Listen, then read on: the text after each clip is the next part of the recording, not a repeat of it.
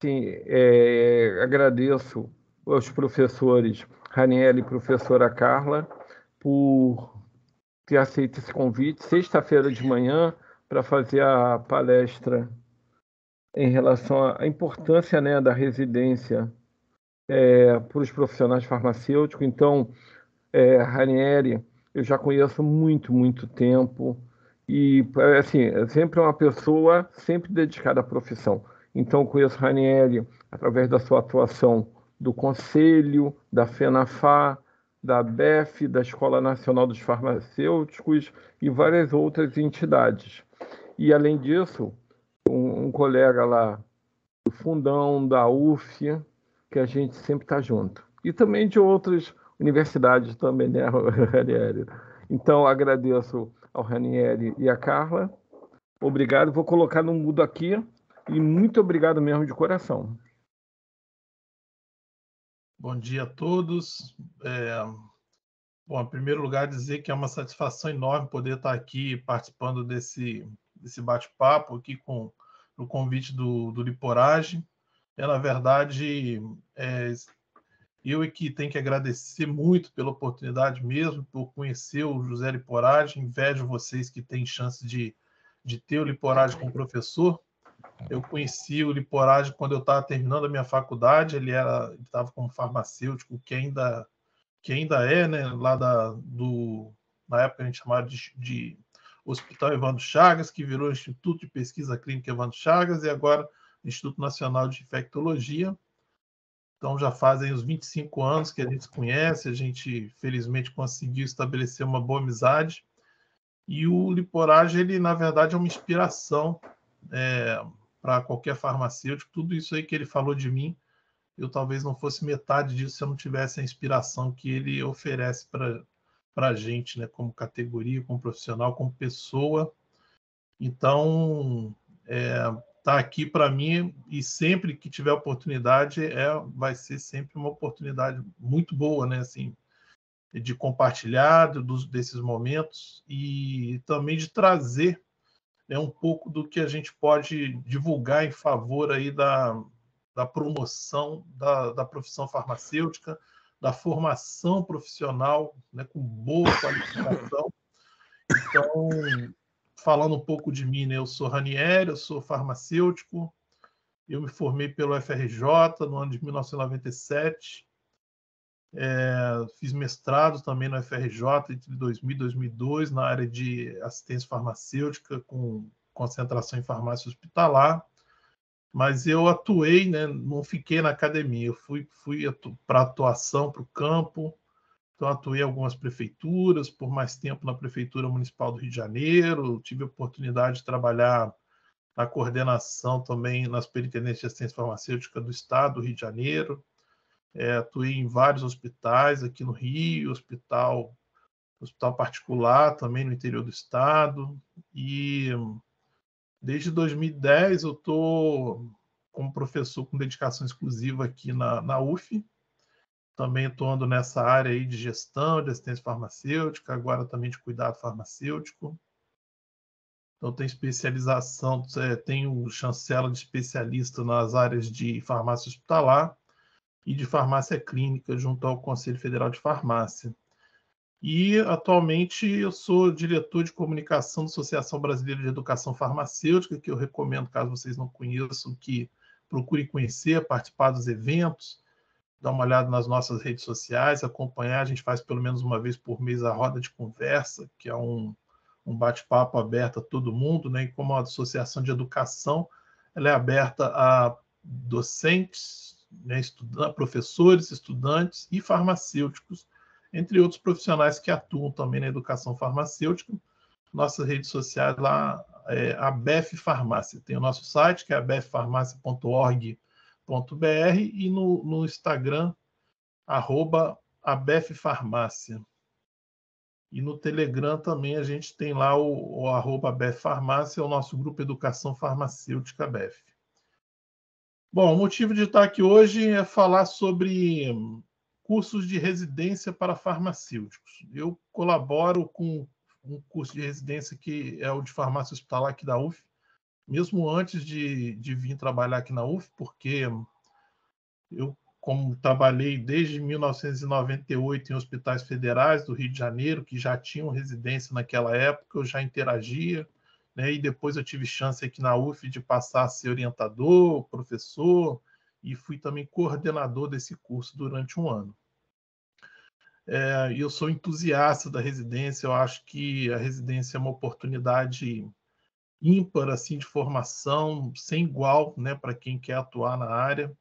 E lamento muito não poder ter feito a residência, né, porque o primeiro curso de residência que a gente tem por aqui, que está ativo até hoje, daqui a pouco eu vou falar um pouco mais em detalhes, é o de residência em farmácia hospitalar, que começou em 1997, quando eu já estava ingressando no mercado e eu acabei pulando uma etapa, né? Eu já acabei sendo preceptor de residente e por causa disso eu não tive condição de fazer o curso, porque a gente também, para fazer uma residência, vocês vão ver, a gente não pode estar vinculado a nenhum emprego, né? Nenhum vínculo trabalhista.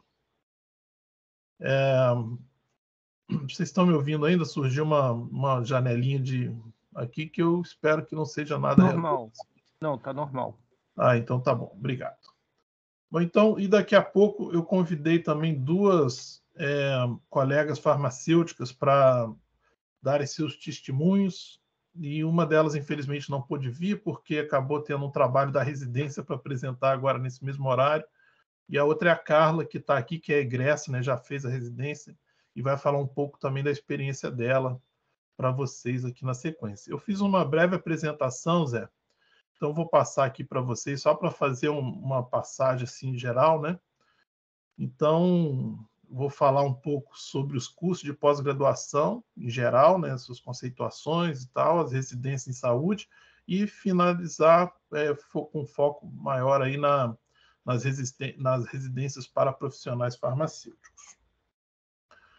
Ou então, os cursos de pós-graduação, vocês já devem saber, eles são cursos oferecidos para portadores de diploma de curso superior. A gente tem alguns tipos de curso superior atualmente no Brasil. O principal deles é o de bacharel, que é geralmente quem faz faculdade de farmácia sai com diploma de bacharel em farmácia, né? Então, a pós-graduação para farmacêutica é para bacharéis em farmácia. Mas existem outros tipos de curso superiores, tipo tecnologistas, né? Que também podem se matricular em curso de pós-graduação destinados a eles. Então, a pós-graduação, de um modo geral, é regulamentada por essas resoluções aí do Conselho Nacional de Educação, que é a Resolução 1 de 2001 e a Resolução 24 de 2002. E as pós-graduações, elas se resumem basicamente nas pós-graduações estrito sensu e lato sensu.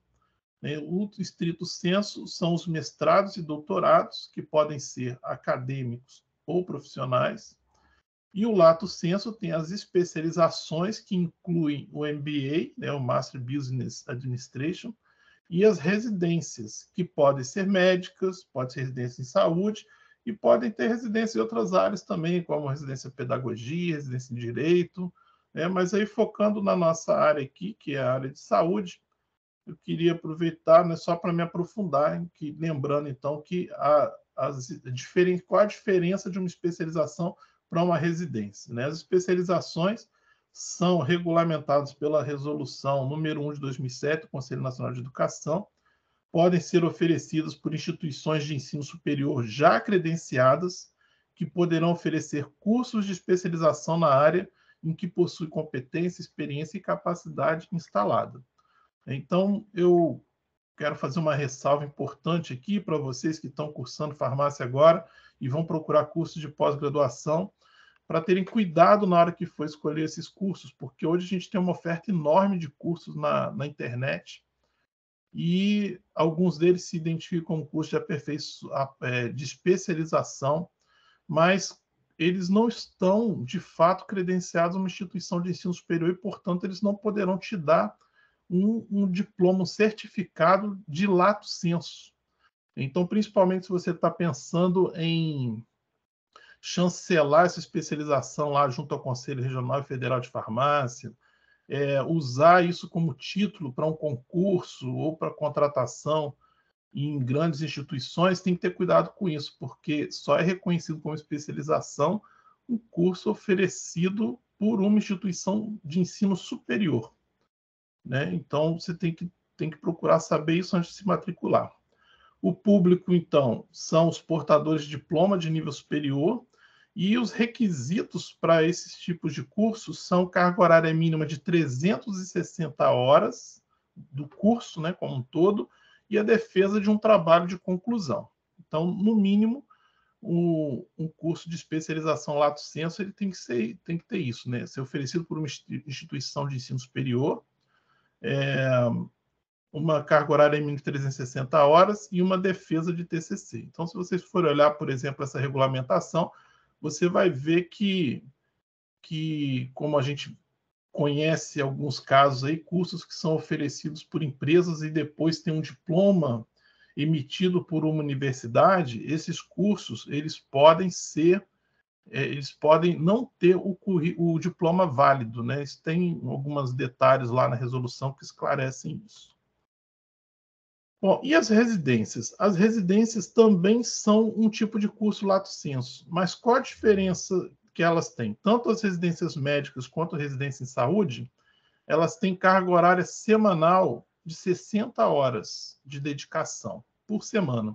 Se for um curso de 2 anos, isso vai dar um total de 5.760 horas. Então, 2 anos é o tempo mínimo para uma residência. Pode acontecer de ter até 3 anos. Não conheço curso de residência com mais tempo do que isso, e são raros os que duram 3 anos. Então, a maioria dura 2 anos, e o total, portanto, de carga horária que eu coloquei aqui, considerando isso, né, 24 meses de curso, que dá um total de 5.760 horas. E outro detalhe é que as residências elas têm uma bolsa, tanto as residências médicas quanto em saúde. Essa bolsa atualmente está no valor de R$ 4.106,09 por mês.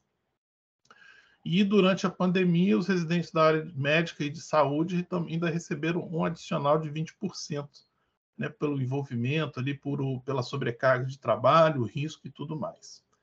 As residências médicas, elas são regulamentadas há bastante tempo, né, desde 1981, por essa Lei 6.932, e as residências em saúde foram regulamentadas há menos tempo, né, pela Lei 11.129 de 2005, como eu tirei aqui alguns trechos relevantes. Nessa lei institui a residência em área profissional da saúde, define modalidade de ensino de pós-graduação lato sensu voltada para educação em serviço e destinada às categorias profissionais que integram a área de saúde excetuada a médica, né? Então, ele prevê lá que os profissionais da saúde são enfermeiros, professor de educação física, biólogo, biomédico, farmacêutico, dentista e assim por diante. Então, tem algumas portarias, né, que contribuem na regulamentação, como essa aí de 2005, que é a 2117, que institui, no âmbito do MEC e do Ministério da Saúde, a residência multiprofissional em saúde, e a portaria 1077 de 2009, que dispõe sobre a residência multiprofissional em saúde e a residência em área profissional da saúde, e a Comissão Nacional de Residência Multiprofissional. Então, isso aqui ela está diferenciando, porque depois que foi dada essa designação da residência multiprofissional, que tem uma ênfase hoje maior, teve cursos como o de farmácia hospitalar, que eu vou falar agora há pouco, que são uniprofissional, né, que eles ficaram um pouco assim na berlinda da regulamentação. Então, essa de 2009 veio um pouco para esclarecer essa questão, né, de poder ser multiprofissional ou em área profissional da saúde. Então, quem pode oferecer, agora passando para as residências em saúde, né, que nos interessam. Lembrando, então, que residência em saúde não inclui médicos, né? Então, a residência médica tem uma regulamentação própria. Agora, a gente já vai falar da residência em saúde, que é aquela que se aplica para oferecer vagas para farmacêuticos. Então, quem pode oferecer essa residência em saúde? São instituições de ensino superior, hospitais, escola, institutos e outros tipos de instituição. Né? Atualmente, o Ministério da Saúde ele abre um edital, geralmente anual, para as instituições que podem oferecer esse tipo de programa. E aí ela abre, ela coloca lá quais são os critérios que essas instituições precisam preencher. Então, por exemplo, há algum tempo eu estava como diretor industrial no Instituto Vital Brasil e a gente estava montando lá uma residência multiprofissional em saúde com foco na indústria, né, na produção de biotecnológicos. Então, a gente começou a montar esse programa, era uma indústria, né, que também é um instituto de pesquisa, que poderia, então, promover esse curso. E o público-alvo, então, dessas residências são os profissionais da saúde, como eu já falei, carga horária de 60 horas por semana, por pelo menos 24 meses. Então, em 24 meses dá um total de 5.760 horas, sendo que 20% dessa carga horária é teórica e 80% dessa carga horária é prática.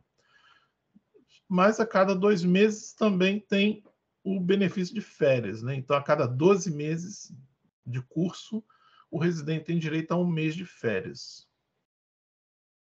E o residente ele tem uma inscrição, tem que fazer uma inscrição no INSS, né? Então ele passa a ter os direitos de seguridade social. A mulher, por exemplo, se engravidar e tiver bebê durante a residência, ela tem direito à licença maternidade, porém ela vai depois ter que compensar esse tempo, né? Embora ela possa ter a licença maternidade, ter licença amamentação, benefício todo de 6 meses, depois ela tem que compensar esse tempo trabalhando. Então ela pode optar por ficar sem receber o benefício durante esse tempo, ou recebê-lo durante esse tempo e depois ter que compensar, eu acho que sem bolsa, né? Eu não tenho certeza porque isso tinha mudado. Então, assim, são coisas que precisam ser muito bem planejadas, né? Se você tiver um problema de saúde durante a residência, não dá para você prever isso, né? Mas você tem direito à licença remunerada, mas depois você tem que compensar esse tempo. Você não vai conseguir mais, se você ficar 15 dias afastado, no final da residência você tem que compensar esses 15 dias, não importa que tenha sido por problema de saúde. E no final da residência também se defende um trabalho de conclusão de residência.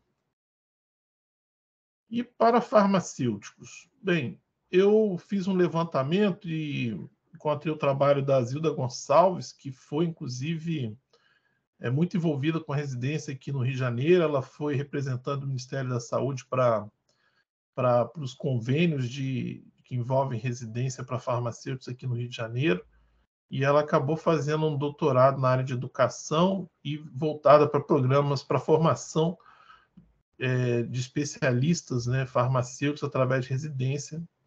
E ela fez um trabalho muito bom de levantamento dos cursos no Brasil que oferecem vagas para farmacêuticos. Então, ela identificou 216 cursos em 23 estados que oferecem 664 vagas nesse período de levantamento que ela fez, que foi recentemente, foi em torno de 2019, 2020 que ela fez esse levantamento. Ela concluiu o trabalho agora em 2021. 85,4% dessas vagas são na área multiprofissional.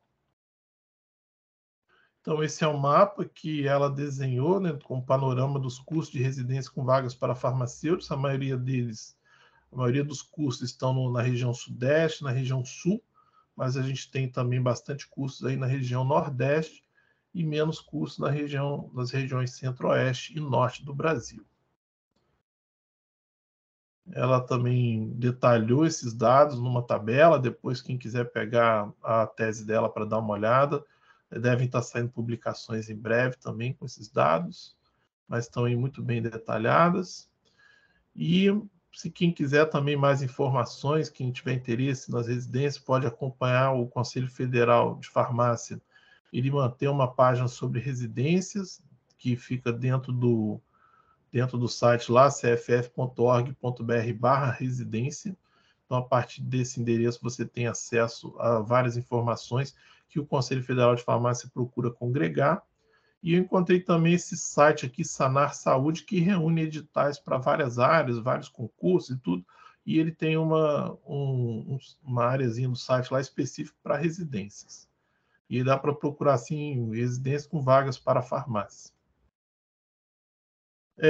Bom, falando de residência uniprofissional, o exemplo que eu conheço melhor é o exemplo aqui da residência farmácia hospitalar, que a gente tem aqui na UF, que é um curso desde 1997, que até esse ano de 2022 ofereceu aproximadamente 680 vagas, através de convênios, né, porque a UF é a instituição de ensino. Para que a gente tenha uma residência, a gente tem que ter a instituição de ensino e a chamada instituição executora, que é a instituição que vai pagar, vai ser o campo de treinamento do residente.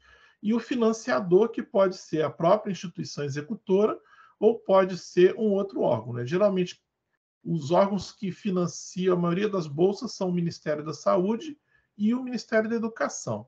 Aqui, no nosso caso, a gente tem convênios com o Ministério da Saúde e com a Secretaria Municipal de Saúde do Rio de Janeiro. Então, o Ministério da Saúde, ele banca as bolsas dos hospitais federais, também do Hospital Naval Marcílio Dias, que é da Marinha, né? Do Instituto Nacional de Cardiologia e do INTO. Porém, a gente tem convênios especificamente com esses órgãos, né? Além do Ministério da Saúde, Marinha, o INC e o INTO. E a Secretaria Municipal de Saúde, ela banca as próprias bolsas e, consequentemente, os seus residentes fazem treinamento nos seus hospitais, né? Hospitais municipais do Rio de Janeiro.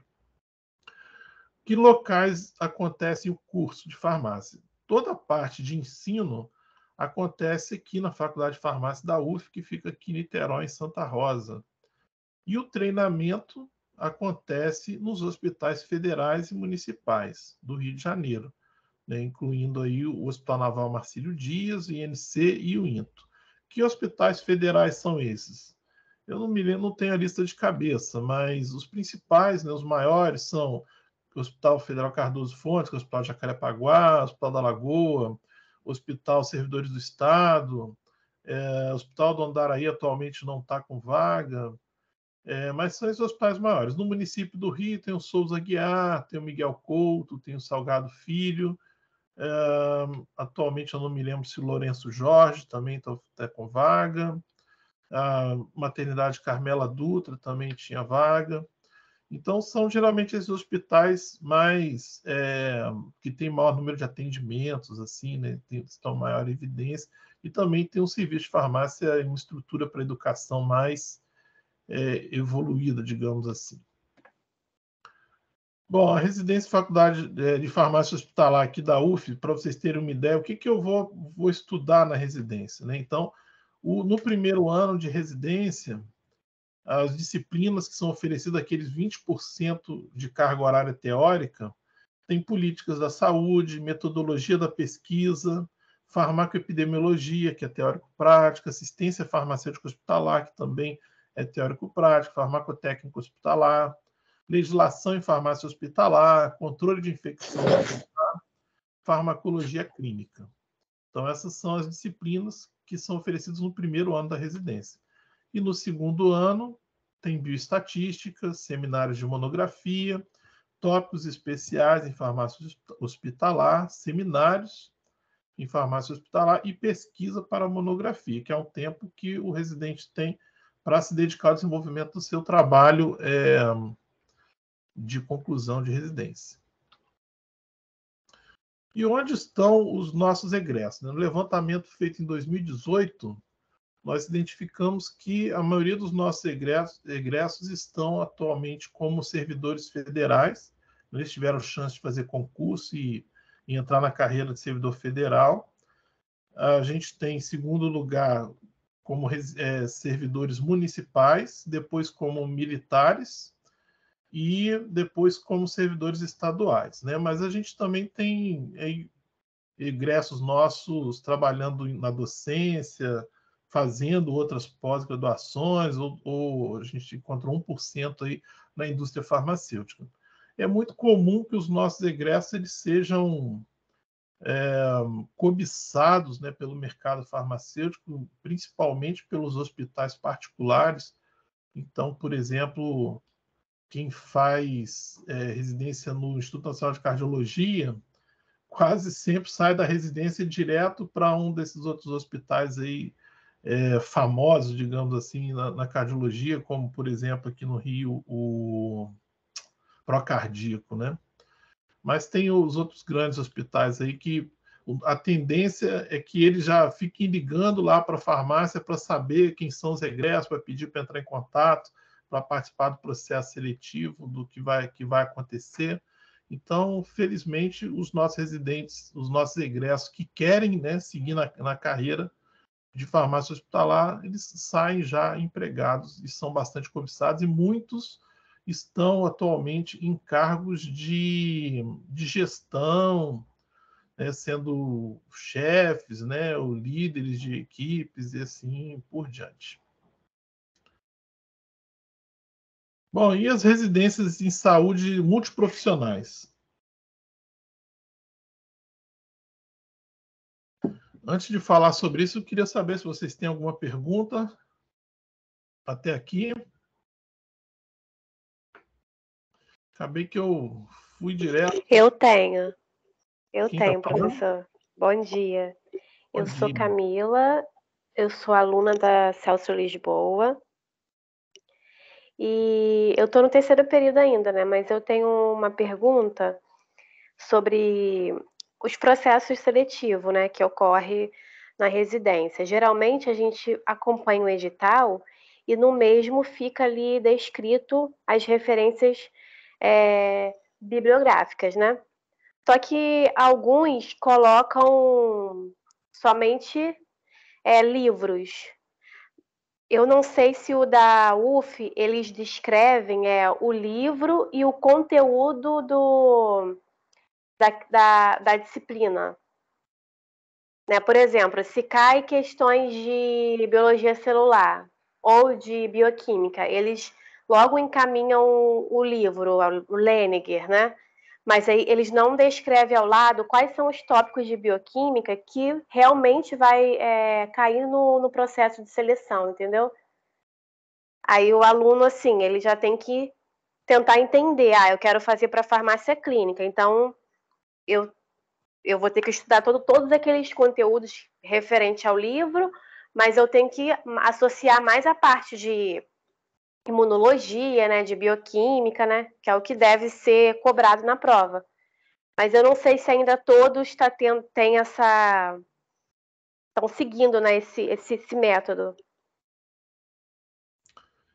Então, Camila, sua pergunta é muito boa, até porque me lembra de um detalhe que eu não coloquei aqui na apresentação, que assim, todas as residências, elas começam no mês de março, e se for de 24 meses, elas terminam no mês de fevereiro daqui 2 anos. Né? Então, o processo seletivo de todas elas acaba acontecendo mais ou menos na mesma época. Os editais costumam ser divulgados ali entre os meses de novembro e dezembro, as provas acontecem em janeiro e os resultados finais vão sair aí em fevereiro, para que no início de março todo mundo já esteja matriculado e começando a residência.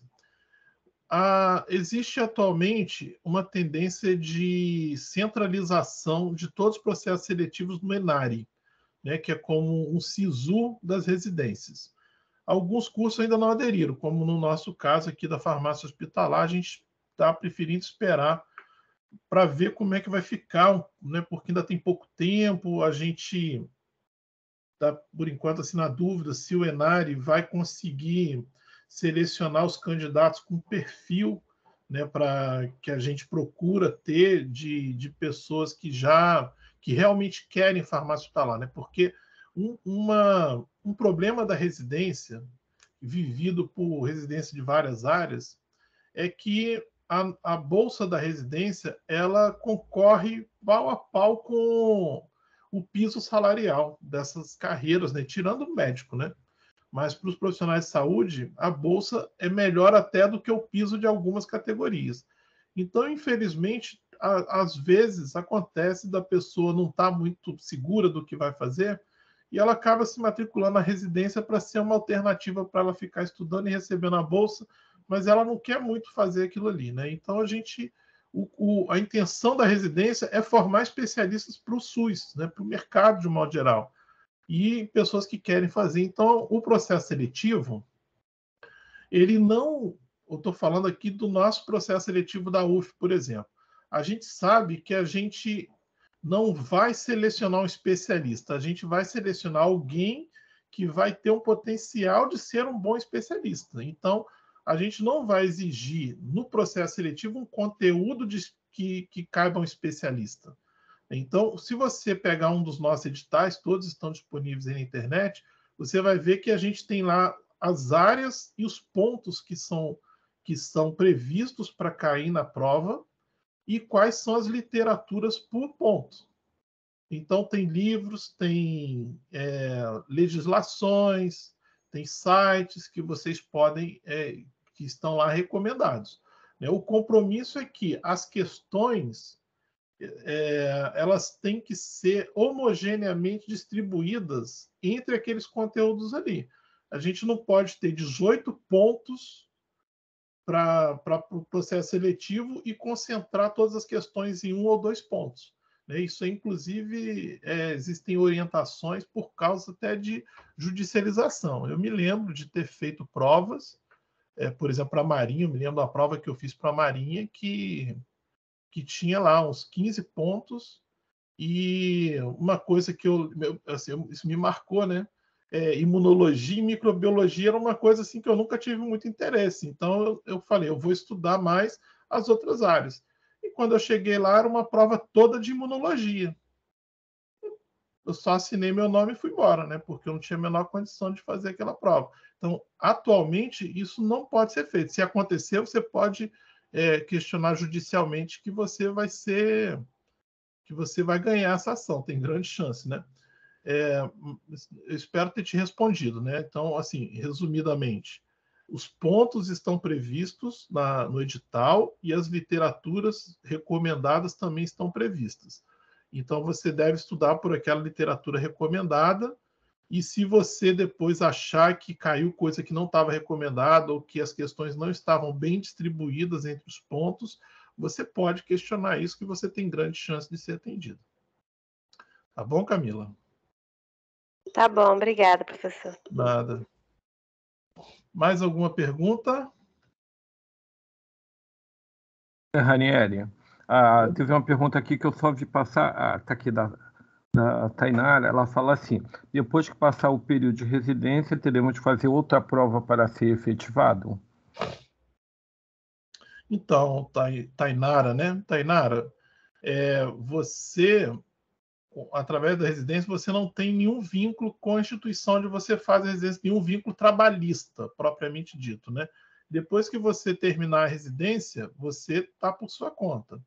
Caso tenha um concurso para aquela instituição, aí você pode prestar o concurso e fazer esse concurso para lá, para a instituição, mas você não vai ser necessariamente efetivado naquela instituição porque você fez residência lá.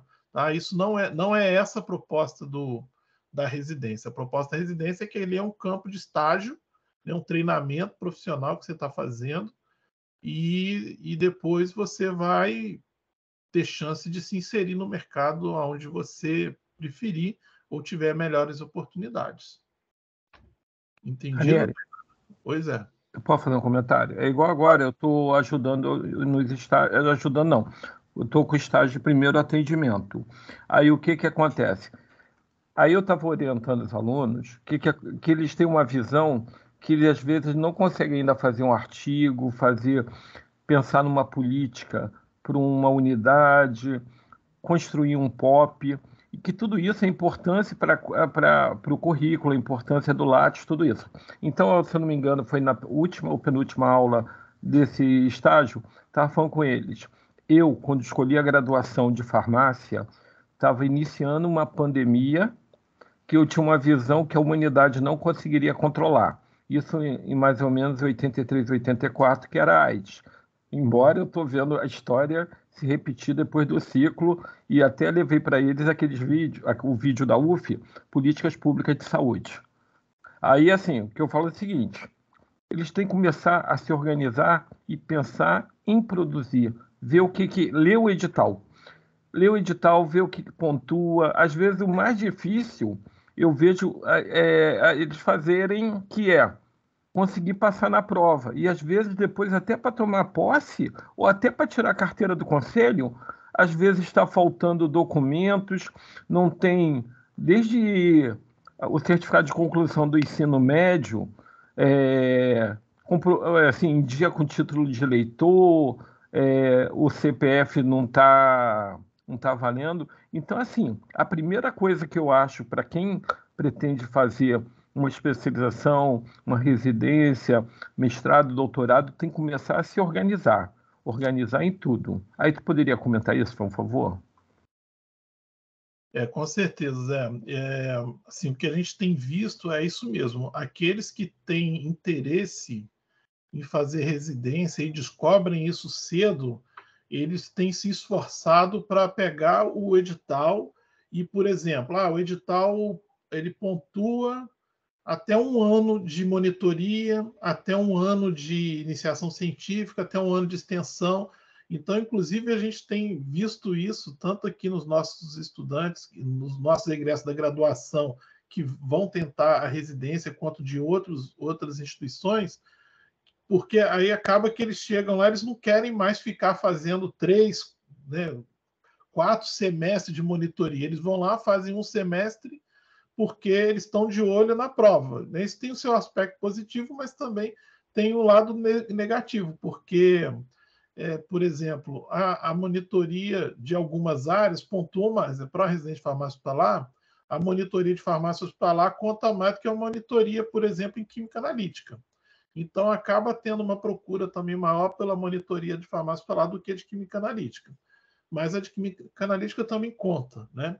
Então, o preparo realmente é isso, Zé. Tem que vir desde o início, né? Você tem que. Olha lá para o edital. Tem uma prova de títulos que tem um peso significativo. Muitas vezes, alguém que ficou em 10º lugar passa para primeiro por causa dos títulos. Ficou em 10º por conta da prova de conteúdo, né? E aí, quando entra a pontuação de títulos, ele acaba subindo para primeiro, para segundo. Então, é fundamental se preparar. Inclusive, logo depois que eu entrei aqui na UF, a gente percebeu que poucos dos nossos egressos estavam tendo interesse em fazer a residência, que é oferecida aqui também.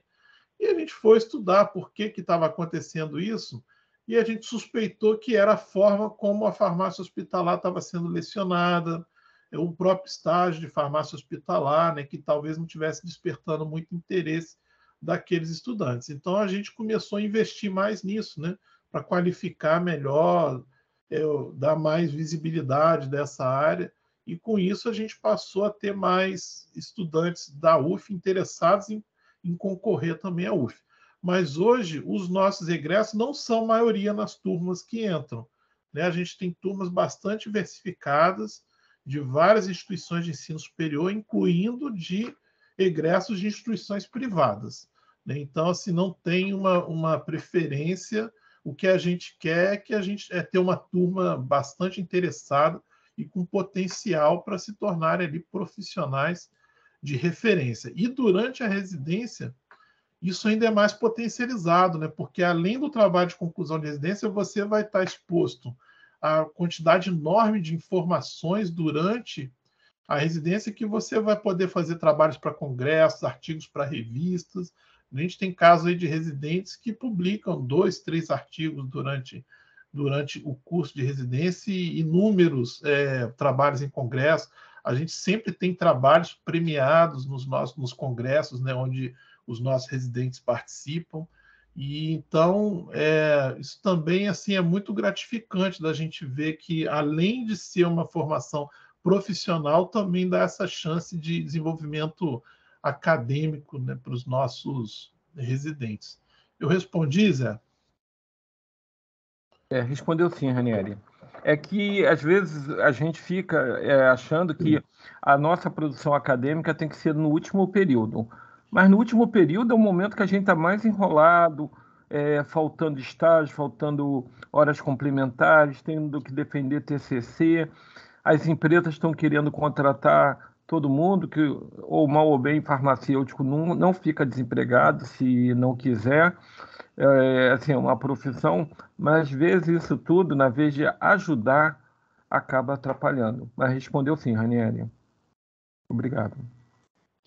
Zé, eu concordo com você, né? A gente tem que se planejar e já olhar para frente, né? Quem quer seguir de fato a carreira, né, tem que, embora vocês ainda estejam conhecendo as áreas, mas vocês precisam ver quais são as possíveis oportunidades que vocês terão lá na frente e mais ou menos tentar se direcionar de alguma forma. E essa oportunidade que o Liporad dá aqui através dessa disciplina, eu acredito que seja muito rica para vocês se direcionarem nesse sentido. Eu, particularmente, descobri que eu queria fazer o que eu quero fazer hoje no quarto ou quinto período da faculdade, né? Eu fazia já uma iniciação científica com síntese de produtos naturais e eu fui participar de uma agenda acadêmica na UFMG, lembrando que eu estudava aqui no Rio, no FRJ, e foi lá que eu descobri que eu queria trabalhar com isso e voltei, larguei tudo que eu fazia antes e fui procurar um estágio na área que era muito difícil, né? E aí eu acabei indo para o estágio hospital e estou nisso até agora, né? Bom, então eu vou dar uma continuidade aqui para terminar, falta pouco para eu acabar aqui, depois também vou dar a chance da Carla falar um pouco da experiência dela para vocês, que, né, a Carla está praticamente no começo da estrada ainda, né? Então ela está com a memória muito mais fresca. Então, agora falando especificamente aqui das residências multiprofissionais, né, e a gente tem aqui, por exemplo, na UF também, a gente tem a residência multiprofissional do UAP, que é o Hospital Universitário Antônio Pedro, nosso hospital universitário aqui, que tem as áreas de oncologia, terapia intensiva, saúde da mulher, da criança e do adolescente, que a gente chama carinhosamente SAMUCA, e saúde do idoso. O local é aqui no nosso hospital universitário, que fica aqui no centro de Niterói. Tanto a teoria quanto a prática são oferecidas aqui. Como é que se organiza esse curso? Para vocês terem uma noção, eu tentei desenhar aqui uma matriz de um curso multiprofissional, tomando por referência essa que nós temos aqui no AP. Então, o residente ele vai ter um eixo transversal, tanto de prática quanto de teoria, e ele depois, além desse eixo transversal, ele tem um eixo comum para aquela área onde ele vai se especializar, seja em oncologia, em terapia intensiva, em SAMUCA, né, saúde da mulher, da criança e do adolescente, ou em saúde do idoso. E eles ainda têm também o eixo específico da profissão. Então, o estudante, por exemplo, de farmácia, ele também vai ter lá os conteúdos e as atividades específicas de farmácia. Então, é bastante complexo assim, a organização de uma residência multiprofissional, mas também é bastante enriquecedora. E no eixo específico de farmácia, por exemplo, os residentes multiprofissionais eles têm algumas aulas junto com os residentes de farmácia hospitalar. No nosso caso aqui da UF, né, das duas residências aqui que acabam cooperando entre si nesse sentido. Qual a importância das residências em saúde de um modo geral, né? As residências de um modo geral. A gente percebe que, embora por muito seja visto assim que o residente pode ser uma mão de obra barata, mas ele é muito mais do que isso, né? Porque o residente ele tem a energia, né? A cabeça fresca ali de quem está se formando, quem ainda tem uma visão do mundo, né, que às vezes muito sonhadora e tudo, mas é isso que move transformações, é isso que move inovações. Então, muitas vezes a equipe que está lá no hospital já está um pouco cansada, né, um pouco acomodada com aquelas rotinas, e o residente ele chega para impulsionar transformações no serviço, desafiar, né, o serviço, a instituição a modificar. E para o profissional, a vantagem de você ter um curso ali de especialização, você continuar estudando, você já é um profissional, né, estudando, e você então tem a possibilidade de, como estudante, ainda poder cometer erros, né, mas estar ali sendo supervisionado por preceptores, por tutores que vão te ajudar a corrigir isso. né? Então, ainda é um espaço de aprendizagem, né? E você está ali fazendo um curso que é cansativo, exige muita dedicação, mas que você vai sair com uma bagagem enorme, né? Por pior que seja a sua experiência com a residência, você vai sair muito transformado dali, né? Você tem a oportunidade de ser que você faça muito esforço para não se transformar. Eu acho que nem assim você não consegue, né? Porque você vai ficar, imagina, 60 horas por semana dedicado àquilo ali, né? Então são praticamente 40 horas de trabalho e 20 horas de aula, dá isso, não dá 20% de 60 dá 12, né? Então é 48 de trabalho e 12 de estudo, que na verdade acaba sendo um pouquinho mais. Hoje, por exemplo, os residentes ainda não fazem nada no sábado e acabam tendo 2 dias de descanso do trabalho, então trabalho de segunda a sexta, né? Então você tem uma jornada de trabalho, de estudo, é cansativo, mas é um investimento, né? Depois a Carla fala a visão dela e vocês vão aí me dizer se eu tenho razão ou não, né? Mas é o que a gente tem visto. Deixei aqui no final algumas referências para quem quiser se aprofundar um pouco nisso e também que eu abordei aqui, né? Que é esse relatório de residência multiprofissional em saúde, experiências, avanços e desafios, produzido pelo próprio Ministério da Saúde.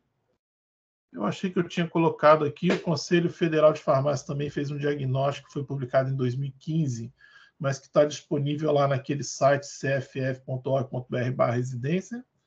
E a tese da Zilda, que logo vai também estar disponível na forma de artigos, foi publicada e foi defendida agora em 2021, tem informações bastante novas aí sobre residência. Alguma pergunta para mim? Uma dúvida, algum comentário?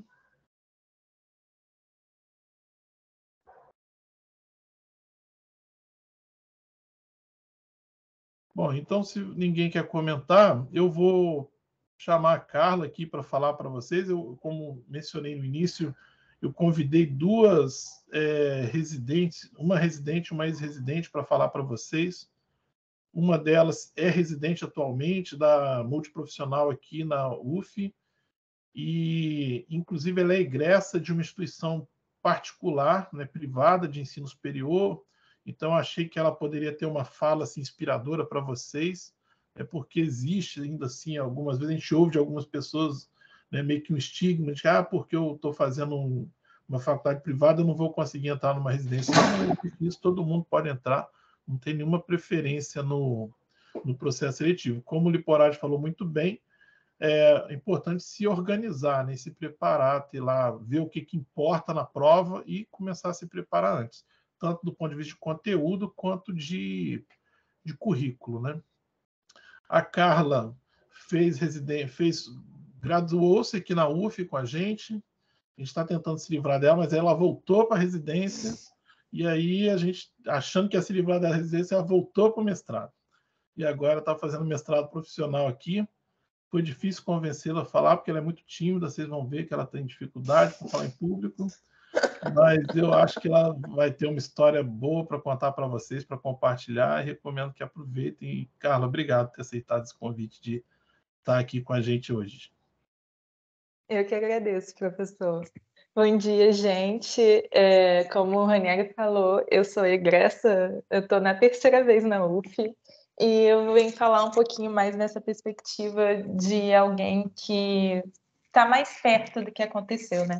Às vezes a gente acha que o professor é uma pessoa muito inatingível, então eu vou dar um pouquinho da minha visão. Se alguém tiver alguma dúvida, pode interromper, pode parar, vai ser uma conversa, não vou fazer uma apresentação.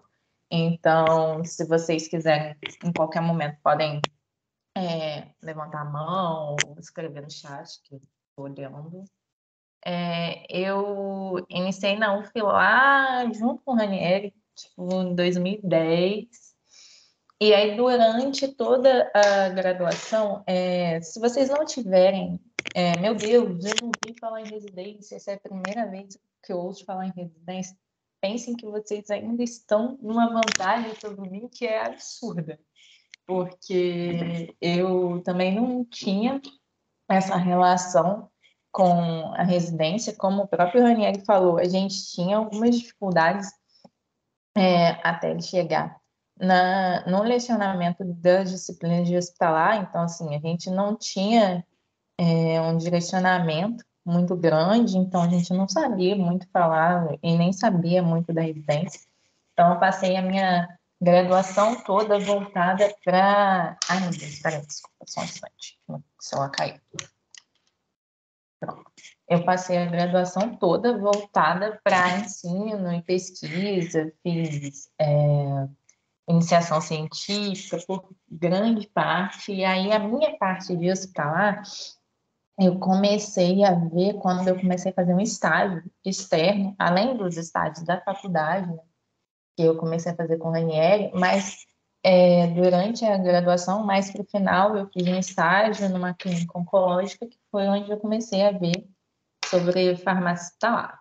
E aí, lá nos últimos anos, eu fiquei, meu Deus, o que eu vou fazer? Eu não sei. A gente fica com essa dúvida, né? Tipo, eu acho que todo final de ciclo é meio isso, é meio, meu Deus, o que vai ser de mim agora? Porque eu sei ser estudante, não sei, ainda não sei trabalhar, não sei se eu vou conseguir um emprego. Gente, acredita, vai dar tudo certo. Pode parecer que não, mas dá sempre tudo certo. É toda vez uma arrancada de cabelo possível, mas vai dar tudo certo.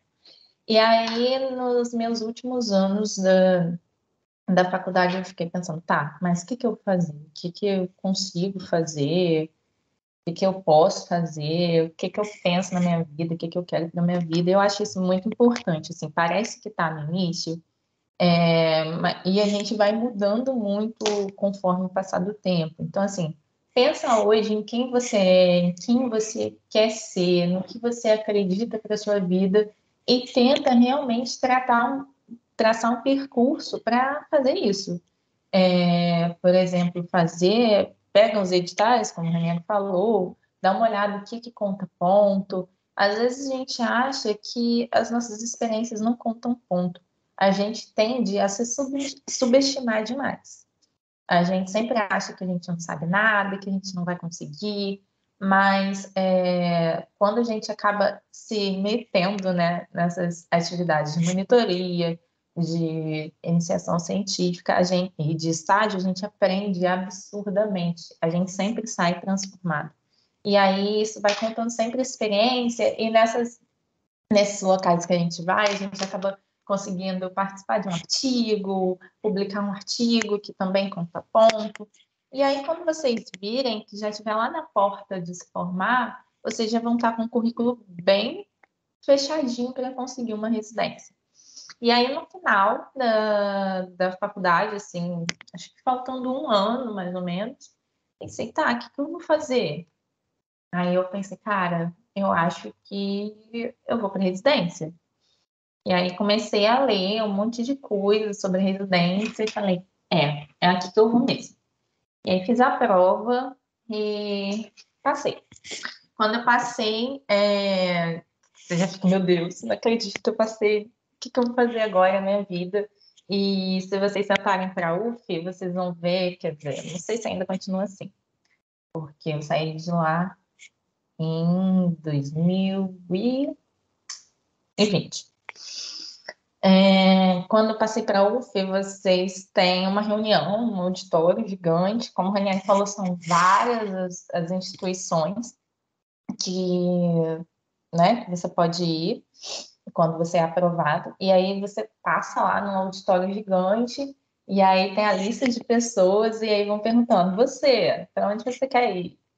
E assim, a gente não tem muita noção disso também antes, né? Eu fiquei sabendo por amigos que tinham passado antes. Então, assim, caso vocês escolham por isso, já pensem que vocês vão ter que fazer uma escolha. Assim que vocês estão escolhidos, vocês já vão ter que fazer uma escolha. E aí você levanta a mão e fala, para que lugar que você quer ir? Eu lembro muito da minha reação, assim, tipo, tá, Carla, e você? Quer ir eu quero ir pro INTO. E aí, quando eu sentei, assim, eu tinha muita dúvida se eu queria ir pro INTO ou se eu queria ir para os servidores do Estado. E quando eu sentei, eu lembro claramente de eu sentando e falando assim para a pessoa que estava do meu lado. Eu falei into, não falei? Pelo amor de Deus, fala que eu falei into. Eu tinha falado. E aí agora, eu vou falar um pouquinho, falei desse pré, né? E eu vou falar um pouquinho da minha experiência na residência. Vocês vão ver que agora eu vou começar a rir o tempo todo, porque é um tempo que eu lembro com muito carinho. Foi uma experiência incrível. Nossa, foi de muito crescimento. Eu vou falar, eu sou uma entusiasta nata da residência, assim, acho que é uma experiência que todo mundo precisa viver. Só vocês estando lá para saber. Quando você entra na residência, você tem 2 ciclos de 1 ano para fazer, né? Como ninguém falou, e 2 férias de 1 mês, são 24 meses. Então, vou dar o meu testemunho. No primeiro ano, a gente tinha um cronograma, e no segundo ano, a gente tinha um outro cronograma. E a gente está sempre com um preceptor do nosso lado, a gente sempre pergunta, a gente prontamente é atendido, e diferente do mercado de trabalho, e talvez por você ser residente também, que você está oxigenado, você acabou de sair da graduação, você tem 1000 ideias. Na minha formação durante a residência, assim, tudo que eu falava, ai, chefe, posso ver? E bora, faz. Então, assim, foi um momento que eu desenvolvi muito as minhas habilidades, sabe? A gente chega meio com medo, meio sem experiência, meio inseguro, mas como você está lá como aluno, com uma preceptora ou um preceptor, e a pessoa te incentiva a fazer o que você quer fazer, é uma coisa que te engrandece muito, você cresce muito. Então, no primeiro ano, a gente faz todo um ciclo de farmácia hospitalar, da assistência farmacêutica, do ciclo de assistência farmacêutica, desde aquisição, programação. Então, assim, você vai se munindo de saber absolutamente tudo até você chegar na ponta final. Então, e por que a gente fazia isso no Inter? Por que a minha chefe fazia isso? Porque ela achava muito importante que, se um paciente viesse me perguntar por que está faltando um medicamento, eu soubesse dizer, entendeu? Eu sei fazer uma licitação, eu já fui num pregão, eu sei fazer uma aquisição, sei fazer um planejamento, sei fazer um controle de estoque, eu tô pronta, você sai de lá. Foi um negócio que você teve uma preceptoria, mas você sai de lá pronto para atuar em qualquer lugar, assim, não tem tempo ruim. E por ser uma instituição de ensino e pesquisa também, lá no INTO, e por eu ser muito abelhuda, apesar do Ranieri ter falado que eu sou tímida, ele estava numa leve ironia, eu sou muito curiosa. Então, eu falava, eu posso ir no banco de tecidos? Pode, vai lá aprender. Então, fui lá e aprendi sobre o banco de tecidos. Eu posso ir na clínica da dor? Pode, vai lá aprender. E aí, assim, a gente lá, você ficava na farmácia hospitalar, mas você tinha toda a liberdade de rodar por todo o hospital. Um hospital muito grande, você via várias clínicas médicas diferentes, e era muito legal, e foi assim, uma abertura de mente para mim, sabe? Durante esse tempo, já no segundo ano, a gente fica basicamente voltado para a farmácia clínica lá. E aí eu aprendi demais. Eu ia para o CTI, eu via round, eu fazia acompanhamento farmacoterapêutico, desculpa, dos pacientes, eu fazia toda a conciliação medicamentosa, discutia com o médico, e você perde muito medo, porque você chega lá achando que você é um profissional que não sabe nada. Só que era uma coisa que eu sempre falava com as minhas amigas de residência. Cara, todo dia eu aprendo alguma coisinha aqui. todo dia. É uma imersão muito grande de aprendizado, sabe? No dia a dia mesmo. E aí você entra no round, você fala com o médico, olha, eu acho que é isso, isso, isso, isso e isso. E ele entende, sabe? É doido porque a gente sempre acha que o médico vai ser alguém muito inatingível. Mas quando você está ali como residente, as pessoas te ouvem, sabe? É muito legal. E durante a residência também, durante o segundo ano, a gente fez toda uma parte de farmacovigilância, então, notificação de evento adverso. Eu tive muita experiência que eu acho que talvez até em outros campos as pessoas não tenham tido. Aí, durante a residência também, no segundo ano, a gente faz gestão de pessoas. Então, assim, quando eu falo que é um leque muito grande, é porque é muito grande.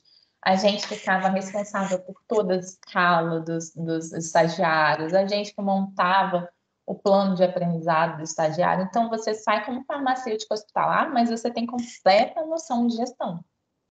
Você sabe fazer uma escala, você sabe alocar as pessoas conforme suas habilidades. Você sai um profissional completo. E tem algumas experiências que você só tem na residência, né? Porque você trabalha e estuda ao mesmo tempo. Então, assim, a gente era liberado para ir para congresso. Eu fui em congresso em Belo Horizonte, apresentei trabalho em congresso em Belo Horizonte. E assim, você conhece muitas outras pessoas de outros campos. Então, é um intermédio muito grande. É uma troca cultural muito grande. Eu tive a oportunidade de ir lá para São Paulo também, no Einstein, para fazer uma simulação realística, que foi uma experiência incrível que a gente fez durante a residência. E aí, quando você sai, você fica, caramba, cara, eu nem acredito que isso aconteceu. Eu não acredito que esses 2 anos passaram, que tipo, passa voando. A minha experiência foi super positiva. E aí, quando eu saí, eu falei, cara, e agora? E bate aquele medo de novo, né? De tipo, meu Deus, eu tô terminando mais um ciclo. Vai acabar tudo de novo, eu já tô insegura de novo, o que eu vou fazer? Mas assim, eu saí da residência, em um mês eu estava empregada com o campo que eu mais tinha me identificado na residência, que tinha sido a farmácia clínica. Durante a residência, como o INTO era um lugar muito grande, tinha várias clínicas médicas, lá tinha a clínica do tumor. Então, acabou que eu me enveredei de volta à oncologia. E foi quando eu cheguei no meu trabalho, eu sabia tudo que eu tinha que fazer. Porque eu realmente aprendi durante a residência. Essa parte de notificação de eventos adversos, tudo que eu precisava, fazer conciliação medicamentosa, eu já sabia fazer. Eu já sabia fazer uma intervenção farmacêutica se eu precisasse com o médico. E eu já tinha perdido esse medo de falar com as outras pessoas. Porque durante a residência você simplesmente conversa muito com os outros profissionais. E você também conversa muito com o paciente. É muito importante e é muito interessante essa troca que a gente aprende a ter com o paciente, a ver que o paciente ele tem uma realidade completamente diferente. E a gente entende que a gente tem que estar mais próximo do nosso paciente, que a gente tem que ir ao paciente, não o paciente vir a gente. E a gente tem que falar a língua do paciente, porque durante a graduação e às vezes até no mercado profissional, a gente, de uma forma ou de outra, acaba indo para lugares e falando de formas que as pessoas não entendem. Para a gente é muito fácil e é muito comum, é muito óbvio. Mas para os pacientes, aquilo é uma coisa que ele nunca ouviu. Então, assim, você aprende não só teoricamente, durante as aulas teóricas, você aprende não só profissionalmente durante a lida com os outros pacientes, com os outros profissionais, mas você aprende também durante a sua interação com os pacientes, porque você aprende como pessoa, sabe? Você se coloca no lugar do outro e você vê como é importante essa parte da escuta. Bom, e aí, agora eu vou falar um pouquinho de depois que eu saí da residência, como foi. Eu fui para uma clínica oncológica, como eu falei, fiquei lá quase 2 anos. Depois eu vim para o INCA, que é onde eu estou hoje. E como que como que a residência influenciou nisso, né? O que eu tive, que eu acho que se eu não tivesse a residência, eu não teria tido a oportunidade de estar nesses lugares.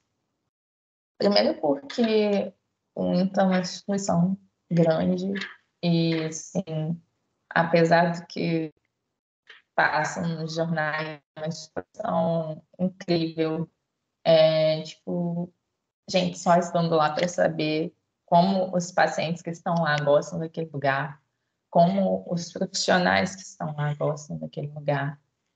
Porque quando você entra, é um hospital de primeiro mundo, sabe? Dá banho em muito hospital particular por aí. E as oportunidades lá dentro são imensas. Você cresce profissionalmente em experiência demais lá. Então, eu me senti uma pessoa mais pronta, eu me senti uma pessoa mais confiante, eu tive as noções de gestão. O meu cargo, que era um cargo na época de farmacêutica clínica, foi muito fácil para eu desempenhar. Eu já sabia fazer tudo que eu fazia no CTI, era um cargo ambulatorial que eu tinha ido, então, assim, só as intervenções e só as conciliações que eu fazia eram muito mais tranquilas de tudo que eu tinha feito no INTO. Então, já me sentia segura para fazer. Eu já tinha feito a farmácia clínica com os pacientes, então já me sentia segura para falar com os pacientes. Eu já entendia que a minha linguagem tinha que se adequar ao paciente, não o paciente se adequar a mim. Eu já sabia fazer algumas coisas de indicadores, algumas coisas de aquisição, já sabia fazer um inventário, sabia fazer um carrinho de parada. Então, assim, depois que eu saí da residência, eu estava pronta. Para onde eu quisesse trabalhar, não tinha tempo ruim. E como eu era residente, eu estava sempre muito disposta a aprender também ao que eu não sabia. E aí, para mim, foi muito natural, sabe? A gente acha que a gente vai ficar desempregado e tudo, mas é um negócio que vai natural. Tipo, quando você vê, você saiu da residência e você acaba empregado. Inclusive, várias pessoas não se empregaram antes da residência, que a gente tinha até oportunidade. As pessoas iam, ligavam para a gente e falavam: olha, eu tá num mês antes de acabar. Você quer começar? Você quer trabalhar? E assim, eu optei por não fazer, porque minhas férias. E eu as minhas férias eu não vou. Mas assim, muita gente começou no finalzinho, assim, faltando um mês, já tinha emprego. Vocês saem muito lá em cima, sem contar em toda a questão dos pontos, né, de currículo e tudo. Eu até vou falar um negócio aqui agora, que eu mandei uma mensagem para o professor Ranieri, que antes de começar, para ele não se assustar, porque eu ia dar uma notícia que eu não dei para ele, a residência realmente muda vidas e te dá muitas oportunidades. Você sai aprendendo muita coisa e sai sabendo muita coisa teórica também. Na época que eu saí da residência, eu fiz um concurso para a Prefeitura do Rio das Ostras, e quando você chega no concurso, você pensa, cara, eu não sei absolutamente nada, eu não vou passar, de jeito nenhum, eu só sei o que eu faço na residência.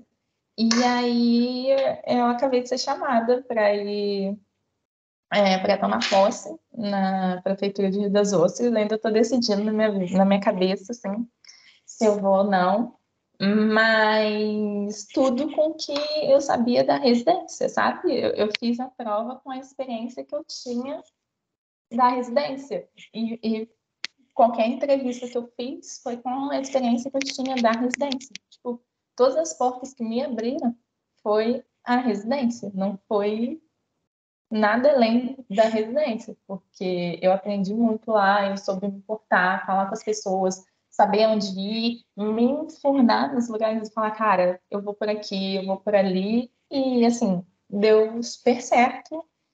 E eu espero muito encontrar com vocês na residência de alguma forma também, porque vale muito, muito, muito, muito a pena. Eu vou parar por aqui, acho que eu falei a beça. Estou até com a boca seca.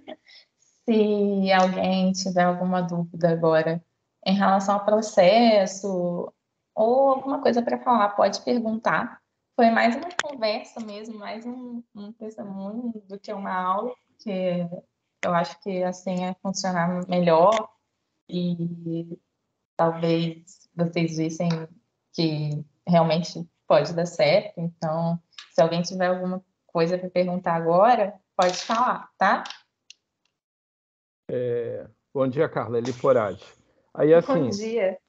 fiquei muito sensibilizado com a maneira que você colocou. E, assim, eu sou também ex-aluno da UF, tanto da graduação como do mestrado. Selma é minha orientadora, a Raniele são parceiros. E, assim, a gente sente a emoção na tua fala. Poxa, excelente, muito obrigado mesmo. Mas só que eu queria que vocês fizessem só um comentário, que às vezes eu vejo os alunos fazendo o seguinte: faz muita coisa, produz muita coisa, mas na hora de você olhar o currículo, não tem nada. Eu falo assim, você nunca foi numa semana de farmácia? Eu jurava que eu te vi todas lá, mas não tem documento, não coloca no currículo, não tem a preocupação com o currículo Lattes, tudo isso. Vocês poderiam fazer um comentário? Obrigado, hein? Nada, obrigada, eu que agradeço. Então, essa questão tem muito isso do que eu falei, de que a gente nunca tem muita noção do quanto vale a nossa experiência. A gente sempre tem muito mais experiência do que a gente acha que tem.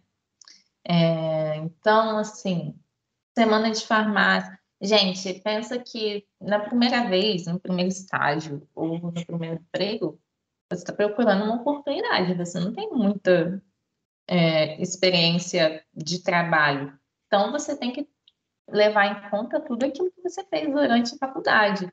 E você acha que não, mas quando você faz um estágio, você também está interagindo com outro profissional. Você, às vezes, também está interagindo com o público. Então, você realmente acaba ganhando experiência. E você não está ali no estágio só observando, você acaba botando a mão na massa também.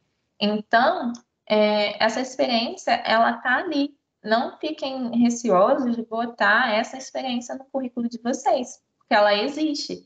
A semana de farmácia, às vezes você vê uma palestra que você não veria em outro lugar. Você pegou um contato de alguém que talvez lá no futuro possa te ajudar. Você viu uma parte de um trabalho que você não tinha e que você pode agregar aquilo. Falar, olha, talvez esse seja o meu caminho. Eu me identifiquei com isso, eu me identifiquei com aquilo.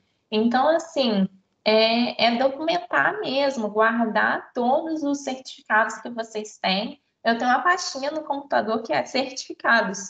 E aí, se eu for aplicar para um concurso, eu vou e olho ali na minha pastinha de certificados e vejo o que, né? Por exemplo, algumas coisas contam mais ponto que outras. Tipo, eu tenho experiência em farmácia hospitalar. Então, se eu tiver um trabalho, eu tendo a residência e eu for fazer um concurso para farmácia hospitalar, eu tenho aquele certificado ali de que eu atuei em farmácia hospitalar, em que eu fui pós-graduanda, que eu fui residente em farmácia hospitalar, e isso tudo vai formando um currículo que a gente acha que não tem, mas que a gente tem. A gente participou de uma semana, a gente participou de uma monitoria, a gente participou de uma iniciação científica, a gente participou de um estágio. Então, não se subestimem. Tudo é experiência. A gente acha que não, mas tudo é experiência. Agora também eu acho que eu percebi um outro detalhe da pergunta que o Liporage tinha feito também para mim, que eu não atentei antes, que é a questão do registro e da documentação, né, gente? É muito importante, né? Qualquer coisinha que você fizer, seja um curso de 2 horas, né, uma palestra que você assistiu de 2 horas, um curso de fim de semana, uma semana acadêmica, não basta participar. Guarde o registro disso, porque lá na frente isso pode fazer uma diferença. Então é importante registrar, é importante entrar lá e fazer o seu currículo Lattes, né, porque é uma plataforma que está lá para se você for concorrer a uma iniciação científica, uma bolsa, por exemplo, da FAPERJ, uma bolsa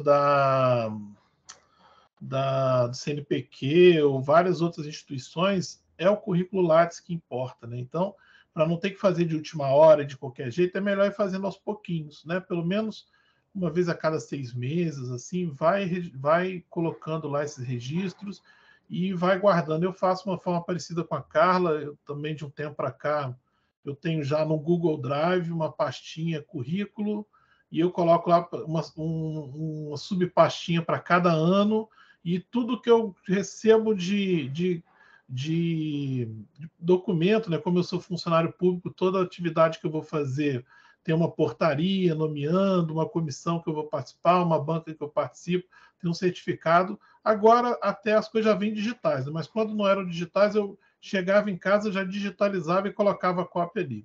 Então, quando eu preciso fazer, por exemplo, meu relatório docente no fim do ano, eu sei que está tudo na pastinha, eu pego a pastinha, vou olhando e vou colocando no meu relatório. Mas quando eu não tinha essa organização, às vezes eu levava semanas tentando organizar, por exemplo, quando aparecia um concurso, alguma coisa assim, e muitas vezes eu deixei de ganhar pontos que eu tinha direito porque eu não conseguia encontrar o documento ali de última hora, eu tinha esquecido de pedir o documento. Então é muito importante mesmo documentar. Zé, eu quero aproveitar que eu estou com a palavra e fazer uns comentários que a Carla me fez eu me lembrar. Até quando a Camila fez a pergunta, ela falou, por exemplo, fazer uma especialização em farmácia clínica. Então, assim, uma coisa que é muito importante quando você procurar por uma residência é procurar o perfil de formação da residência. Então, por exemplo, a nossa residência de farmácia hospitalar, a proposta da nossa residência é formar farmacêutico hospitalar, especialista em farmácia hospitalar. Não é formar farmacêutico clínico. A Carla, por exemplo, ela saiu com uma boa formação em farmácia clínica, mas foi muito mais determinada pelo hospital onde ela foi atuar do que pelo ensino aqui na UF. Porque a proposta de ensino da UF não é se aprofundar em farmácia clínica, é formar um farmacêutico capaz de tocar uma farmácia hospitalar, desde do abastecimento até as questões clínicas, mas sem profundidade na questão clínica. Então, se você fizer, por exemplo, aqui para a farmácia hospitalar, aí você tem que ficar de olho no perfil dos hospitais, porque isso determina muito a experiência que você vai ter. Tipicamente, os hospitais do município do Rio ainda não avançaram muito na questão da farmácia clínica. Já os hospitais federais já avançaram mais. Tem hospital que tem oncologia, tem hospital que não tem oncologia. Já no programa multiprofissional, você tem que escolher qual a área de atuação da saúde que você quer. Como eu mostrei aqui na multiprofissional do Antônio Pedro, a gente tem oncologia, tem terapia intensiva, tem saúde da mulher, da criança e do adolescente e tem saúde do idoso. Então, de acordo com a área que você vai entrar, você vai sair com certificado de especialista naquela área. Né? E no nosso caso aqui, por exemplo, voltando para a residência farmácia hospitalar, como toda residência, o estudante tem direito a fazer um intercâmbio durante a residência. Esse intercâmbio significa que ele pode passar um mês fora. Né? A gente tem residentes que vão até para o exterior, que vão passar um mês no hospital. Já teve caso aqui nos Estados Unidos, na Espanha, em Portugal, na França. Né? Então, você pode ser aqui no Rio, então, como tem acontecido mais frequentemente, de residentes que estão em hospitais que não têm oncologia e aí fazem um intercâmbio de um mês no hospital que tem oncologia, só trabalhando com oncologia. Por quê? Porque hoje, para você trabalhar na área de oncologia, o conselho Regional e Federal de Farmácia exigem que você tenha uma formação nessa área. Então, quem está procurando oncologia tem que se preocupar com isso, né? Então, eram esses acréscimos aí que eu queria fazer e falar que Carla superou minhas expectativas, né? Muito obrigado. E seguimos aí à disposição para continuar essa conversa. Nós temos até às 10 horas. Às 10 horas eu preciso sair para uma reunião.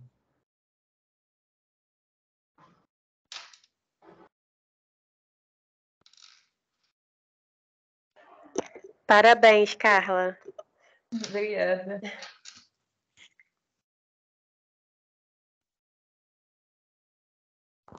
Assim, ó, a Gaia, que está disfarçada de Mini, está aqui no colo. Até ela já quer fazer residência, apesar que ela é velhinha, Carla. Lembrando também que alguns programas de residência, isso é importante para você falar que ela é velhinha, é importante. Alguns programas de residência, para você fazer, tem um certo tempo de você estar formado. Alguns têm 3 anos de formação para você conseguir ingressar na residência, mas outros não têm esse requisito. Então, assim, talvez hoje vocês não queiram, talvez quando vocês se formarem vocês não queiram, mas fiquem atentos aí nos editais que tenham mais de 3 anos ou menos de 3 anos, que possam favorecer vocês também, se for o caso.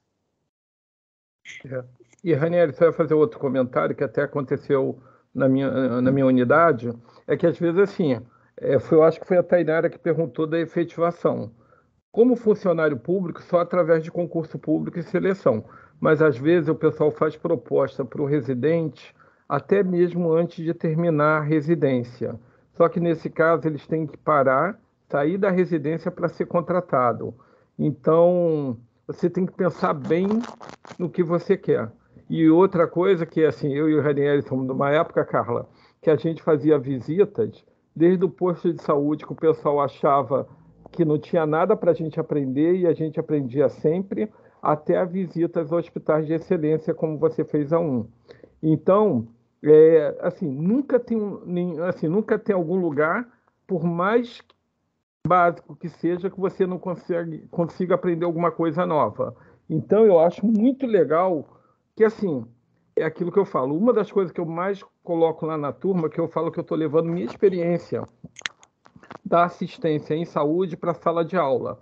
Então, a gente está dentro da sala de aula, se a gente tem a capacidade de olhar o aluno e ver o aluno, do aluno falar e a gente ter capacidade de ouvir, nem tudo só mecânica. Então, assim, é uma coisa que a gente tem parceiros que a gente trabalhava junto e um foi passando para o outro. Então, Ranieri, Letícia, Ilva, Marli da Marinha, tudo isso a gente aprende muito. Mas é aquilo que eu falo, eu acho que a primeira coisa a gente tem que começar também dentro de sala. Se você está dentro de sala e não consegue observar as necessidades e até necessidade de saúde do teu colega da sala, que hoje você está numa sala com 100 alunos, então tem um risco, no mínimo, de ter um com AIDS, um com câncer, um com depressão, uma depressão severa. Aí eu acho que a gente poderia começar a nossa experiência dentro das salas de aula, olhar, ver e ser capaz de ajudar a começar dali.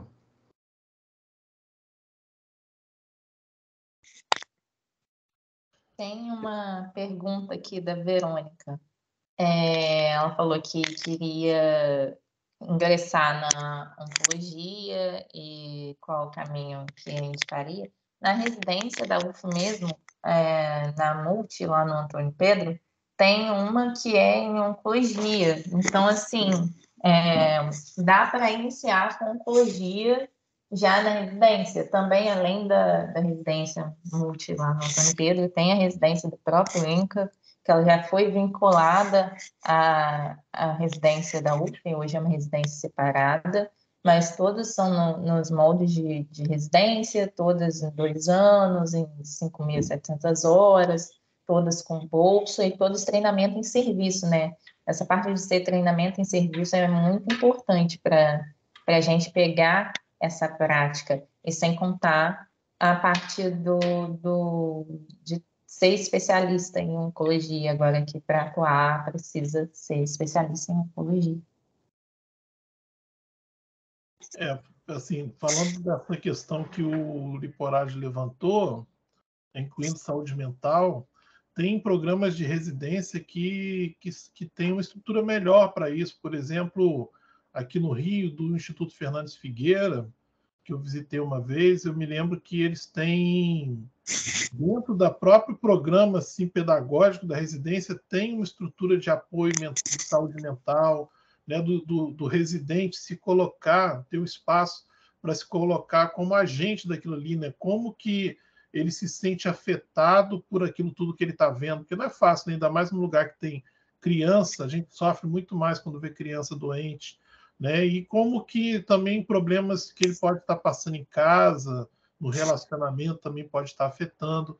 Então, o IFF é um programa que me chamou bastante atenção nesse sentido.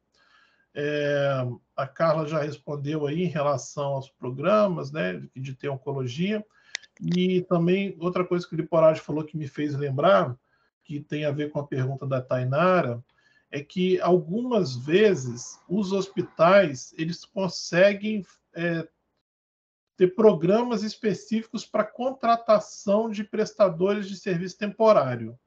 Então, nesse caso, muitas vezes esses hospitais preferem contratar os egressos da residência, né? E aí você não precisa fazer concurso, nada, você vai participar do processo seletivo interno ali do hospital. Desculpa. É que eu tive uma experiência disso lá no INTO, quando eu estava na residência, a gente tinha 2 farmacêuticas que foram contratadas, né, por fomento do Estado e tudo, que eram ex-residentes. Elas foram contratadas por serem ex-residentes. A minha chefe, lembro, já tinha preceptorado elas anteriormente, e aí, quando precisou de 2 farmacêuticas que precisava para o trabalho e que não eram concursadas, porque não abria concurso, ela levou em conta pessoas que ela já tinha trabalhado e pessoas que tinham feito residência.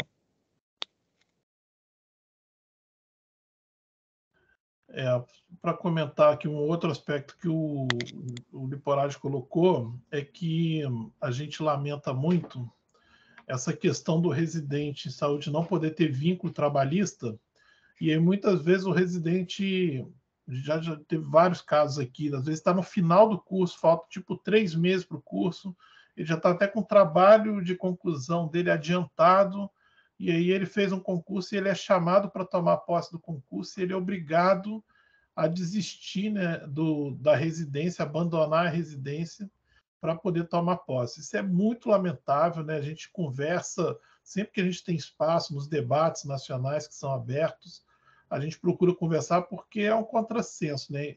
A gente está formando especialistas para o SUS e, de repente, o SUS vai contratar uma pessoa, não permite que ela conclua uma capacitação.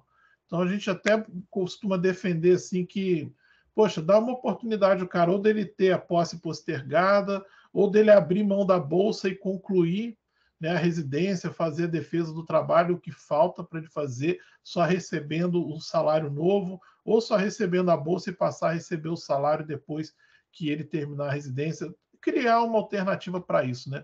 Mas, infelizmente, até agora isso não foi criado. Então, é algo que a gente tem aí para amadurecer, para melhorar. Por isso que a minha ideia é que sempre deixe as últimas férias para o último mês. Não, sem dúvida. É por isso que para aqueles que eu oriento, eu costumo também insistir para que consigam defender no máximo em dezembro, né? Que aí janeiro e fevereiro fica sendo mais tranquilo. Mas uma outra coisa para finalizar que eu queria falar aqui sobre essa questão do... agora me passou. Bom, daqui a pouco eu lembro. Gente, mais perguntas? Mais comentários? Peraí, que tem aqui no chat. Eu acho que está aparecendo para mim, não é o mesmo que está aparecendo para vocês, não. Eu acho que tem que descer, Ranieri, mas eu acho que a Gabriele está falando... Verônica e Gabriele, isso. A primeira tem uma pergunta da Verônica, que perguntando se somente residência é suficiente para ser farmacêutico oncológico ou precisa de outro curso de especialização.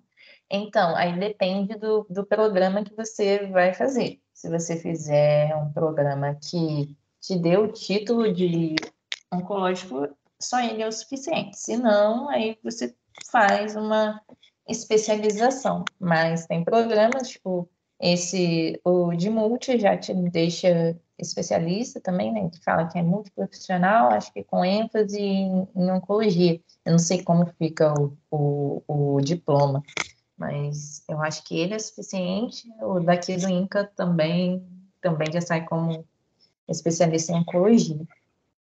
Mas aí você pode, pelo que eu entendi da pergunta, você pode fazer um curso de especialização que não seja uma residência. Né? Só que ela queria saber se, pelo que eu entendi da pergunta, que ela pergunta, somente a residência é o suficiente para ser farmacêutico oncológico ou precisa de outro curso? Assim, você pode fazer outro curso, não tem problema. Então, se você tiver uma residência com ênfase ou com experiência em oncologia, basta. Isso. Mas se você não tiver chance de fazer residência ou não quiser fazer residência, você deve procurar um curso de especialização em residência com prática. Você tem que ficar atento a isso, porque tem que ter a prática. E fica ligado se é um curso de instituição de ensino superior, né? Porque senão o certificado não tem validade. O Conselho Federal até está discutindo atualmente passar a aceitar esses cursos de aperfeiçoamento, né, que não são oferecidos por instituições de ensino superior, mas ainda não está aprovado isso. Ranieri, posso fazer um comentário? A minha maior felicidade, Carla também, desculpe, Carla. Minha maior felicidade foi esse período, ver tantos alunos elogiando o estágio de farmácia hospitalar em tantas unidades do município e do estado diferentes. Com todas as dificuldades que nós temos no Sistema Único de Saúde, para os profissionais, pós-pandemia, você vê a quantidade de elogio que nós tivemos dos alunos em relação a alguns hospitais, então você ia ficar assim, encantado. Tanto que eu entrei em contato com a FENAFAR, como eu te falei de manhã, pedindo para se a FENAFAR pode fazer uma palestra, qual é o papel da FENAFAR, e a segunda, os quase 20 anos da primeira Conferência Nacional de Medicamentos e Assistência Farmacêutica nas três esferas. Então, eu acho muito legal.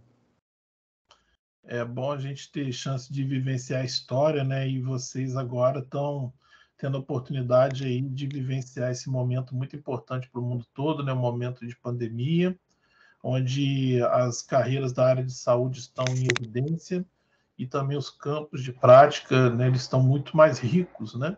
Ou pelo menos com a sua riqueza mais em foco, né? Então é importante aproveitar esse momento aí.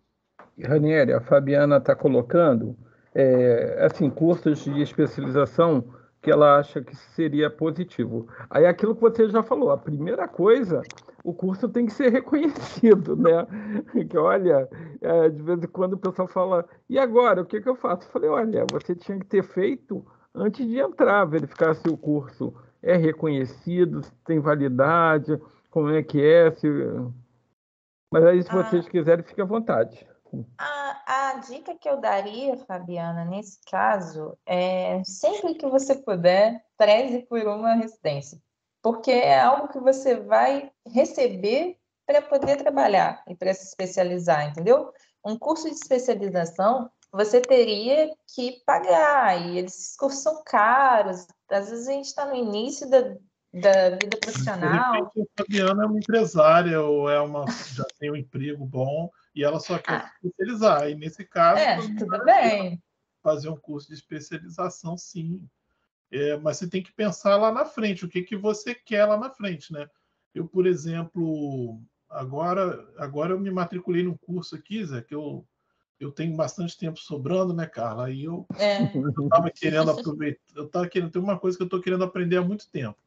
E aí eu não estava conseguindo sozinho, só com livro, com artigo, estava me sentindo falta de ter alguém para me ensinar. Aí eu conversei com o pessoal da área e me recomendaram esse Udemy, um portal que tem de curso, vocês devem conhecer, né? E lá tem curso de tudo, de desde gastronomia, de culinária, até inteligência artificial, farmácia, até que eu achei poucas coisas lá.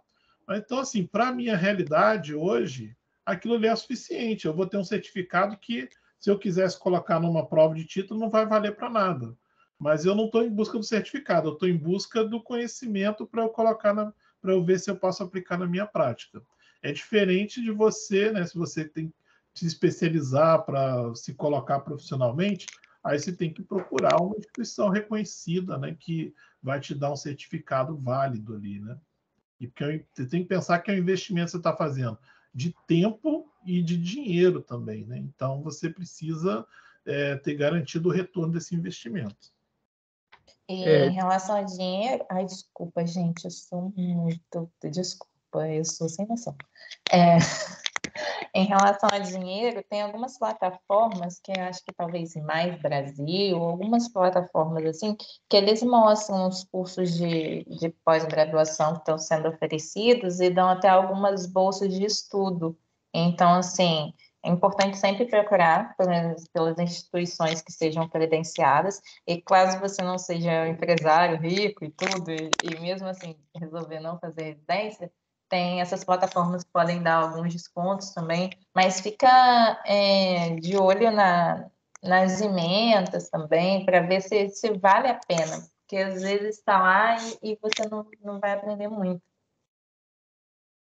Aniele, eu só estou preocupado que são 10 para as 10 e, assim, eu sei do teu compromisso, mas, assim, eu gostaria de fazer um convite, independente dessa palestra estar gravada, depois eu vou devolver para vocês e vou mandar os certificados de palestrante, tudo isso, que não lembro quem, eu acho que foi Sérgio que falou, Sérgio, tudo que você faz é importante estar.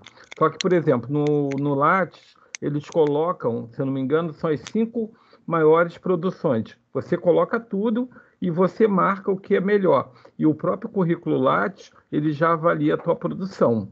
Mas tudo é importante. Que, de repente, uma palestra dessa, dependendo de quem esteja, desculpa, aí depois te falo, é só você baixar horas complementares no teu portal do aluno.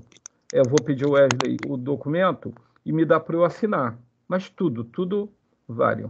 Mas assim, eu só estou preocupado agora, nesse momento, com cada do horário, tá? Mas assim, eu gostaria, se for possível, mesmo essa palestra estando gravada, se um dia, assim, se a gente poderia repeti-la. Porque, olha, eu fiquei, assim, superou em muito todas as minhas expectativas iniciais quando a gente conversou a respeito da palestra. Então, assim, muito obrigado pela palestra, muito obrigado por tudo, porque, assim, eu só estou falando, turma, que o Ranieri tem um compromisso, se a Carla até puder, tudo, mas eu acho que depois a gente poderia fazer o contrário. A gente poderia fazer um convite para eles irem na Celso e a gente faria uma roda de conversa com o Ranieri e com a Carla. Desculpa, Camila não, Carla. A Camila perguntou. Desculpe, que também sou meio desorientado, Carla. Não, Zé, vai ser um prazer poder fazer um encontro presencial, né, dentro da possibilidade. A Carla também, acho que está falando lá do trabalho dela, não sei se ela tem mais tempo aí para continuar com a gente. Eu estou bem apertada também. Eu realmente conferi aqui, eu tentei postar aqui no chat e está dando falha aqui para mim, então eu não consegui ver as atualizações. Mas um outro ponto só que eu queria deixar de lembrete para quem tiver interesse, não só nessa área, mas em outras áreas, lembrando que existem fóruns de estudantes, fóruns de residentes, de ex-residentes, né? Assim como tem um próprio movimento estudantil, e é importante se manter atualizado, tá? Pelo menos a gente não dá conta mais, né, de grupo de WhatsApp, essas coisas, mas pelo menos está buscando se atualizar nessas informações, interagir. Então, eu não participo, mas eu sei que tem algum fórum, não sei se é no Facebook, onde que, por exemplo, eles conseguem, você quer fazer uma residência, consegue conversar com quem já está fazendo ou já fez para saber como é que são os hospitais. Então, se vocês procurarem isso aí na internet, vocês vão encontrar. E já para finalizar, Liporá, já agradecer mais uma vez aí pela oportunidade, desejar muito sucesso para vocês, que as próximas atividades sejam muito produtivas, e fico muito feliz de saber que as informações que a gente trouxe puderam ser úteis. Obrigado também, Carla, pela sua disponibilidade. Adorei te ouvir mais uma vez. E a gente segue aí conversando e vamos falar sobre essa história aí de Rio das Ostras. E assim, Carla, tenha certeza que que vocês estão transformando a vida de muita gente com essa palestra de hoje. Às vezes a gente não tem noção que numa palestra, numa conversa, como que a gente pode transformar tantas vidas. Gente, eu vou agradecer, foi muito legal. Quando vocês quiserem me chamar, pode me chamar. Eu gosto muito de falar da minha experiência da residência, porque foi um período incrível na minha vida. Se tiver alguém com interesse, tiver dúvida, quiser me perguntar alguma coisa, eu estou super aberta. Pode me procurar lá no LinkedIn. Eu vou ver se eu acho aqui meu... Peraí, só um instante. Vou parar só a minha imagem aqui.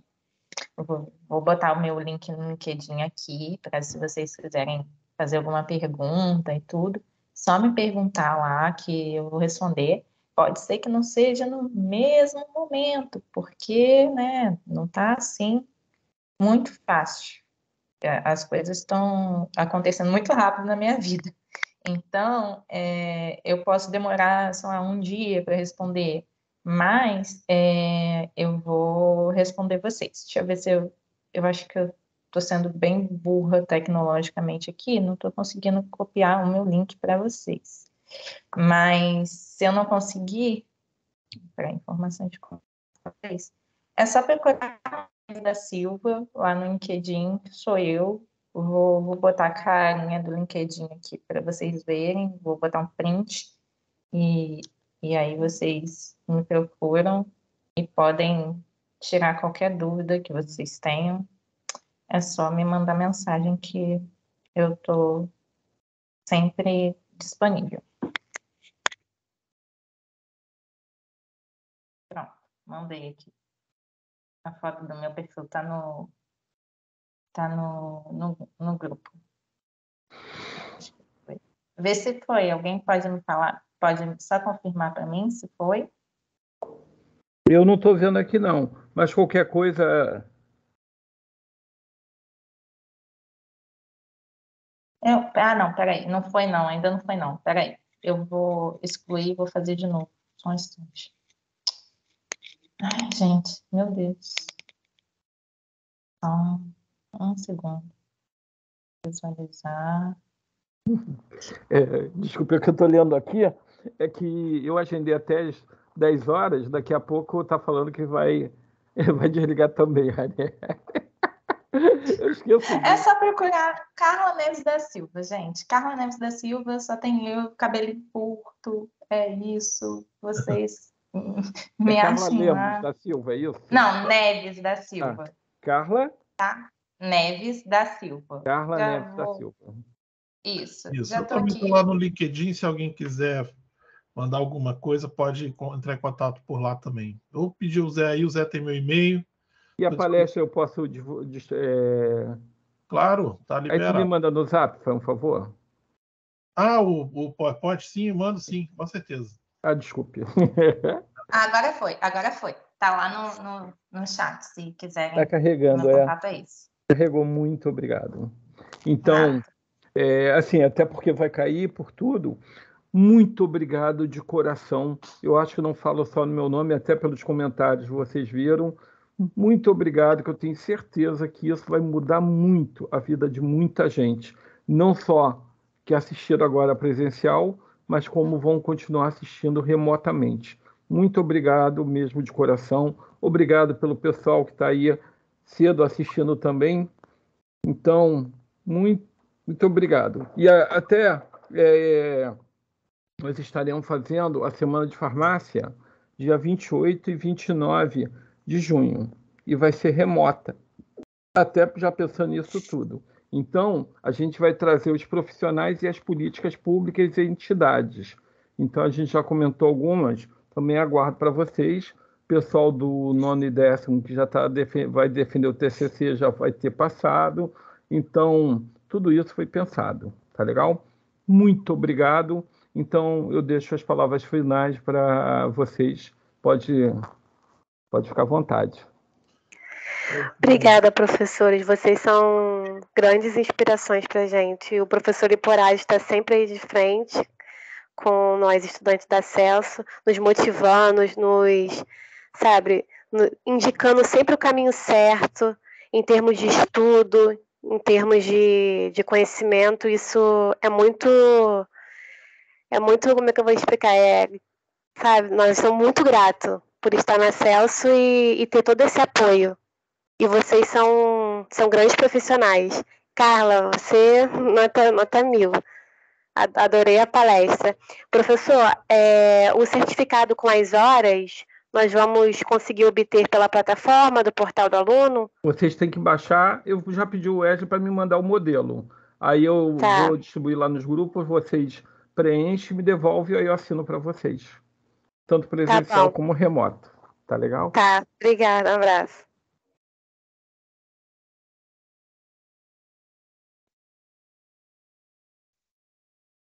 Ranieri, você está sem som. Tá com o telefone. Agora abriu. Bom, só um abraço para vocês.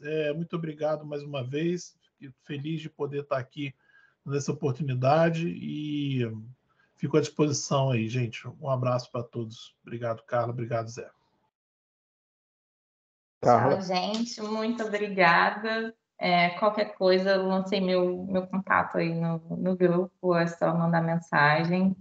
E foi muito legal dividir um pouquinho com vocês. Eu espero que um dia, em breve, sejam vocês dividindo com outras pessoas. Muito obrigado. Foi muito emocionante. Tá legal? Então, a todos, um bom dia que vai cair aqui.